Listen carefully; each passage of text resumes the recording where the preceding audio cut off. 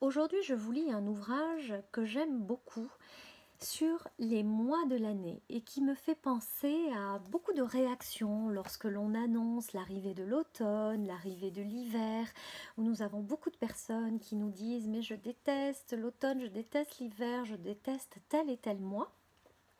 Et c'est vrai que comme je fais des chroniques en fait en fonction des saisons, j'ai beaucoup de personnes qui m'ont dit ne pas aimer ces mois-là.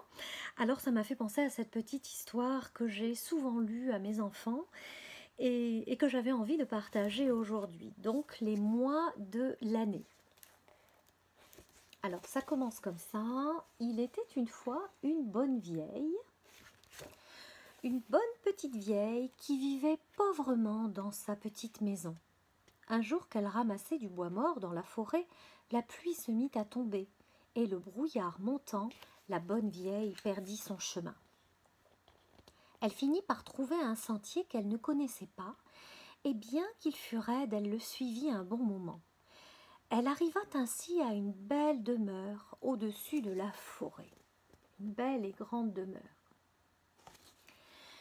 Elle frappa la porte qui s'ouvrit toute seule, et dans une grande pièce illuminée, 12 hommes de tous âges étaient assis autour d'une grande table. « Entre, bonne vieille, dit l'un d'eux, et sois la bienvenue. Mais que fais-tu ici si tard ?»« Je ramassais du bois mort pour l'hiver, répondit-elle.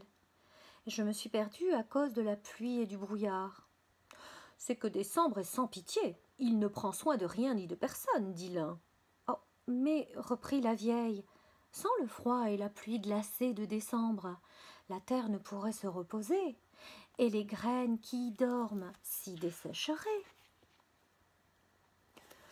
Veux-tu dire que tu aimes les mois de l'hiver ?» lui demanda l'un d'eux.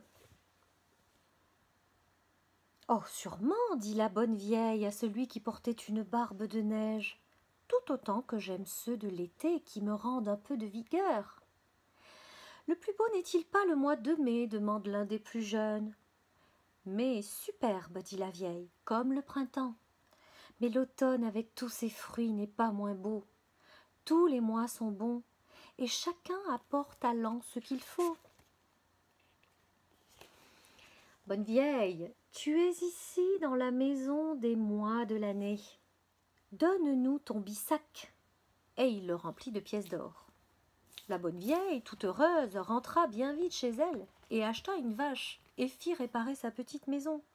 Elle y vivait désormais sans peine et sans souci. Sa voisine, une méchante petite vieille, qui pourtant ne manquait de rien, en fut jalouse.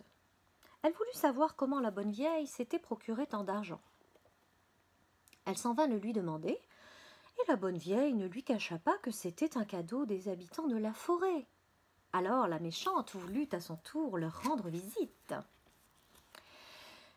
Elle se mit en route dès le lendemain et frappa bientôt à la porte des mois de l'année. « Entre et sois la bienvenue, dit Octobre. Mais que fais-tu donc par ici ?»« Je ramasse du bois mort, répondit la vieille.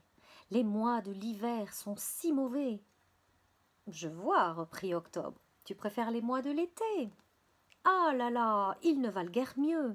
Les mois d'hiver nous gèlent, et ceux de l'été nous brûlent. Quant à ceux du printemps et de l'automne, ce ne sont que des capricieux. Pluie et soleil à contretemps. »« Donne-nous ton bissac, dit Février.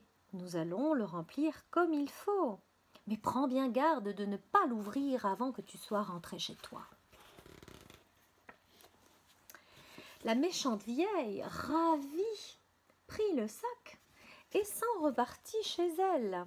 Elle était enchantée, pliant sous le poids du sac en pensant que c'était énormément de pièces d'or et d'argent.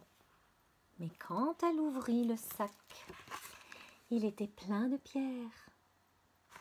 Et c'était tant pis pour elle, puisqu'effectivement, elle n'avait pas su apprécier ce que chaque saison nous apporte de bon et ce dont la terre a besoin. Voilà, eh bien, je ne sais pas si vous connaissiez ce petit conte, mais je suis ravie de l'avoir lu pour vous et de vous l'avoir fait découvrir si vous ne le connaissiez pas. Je vous dis donc à très bientôt.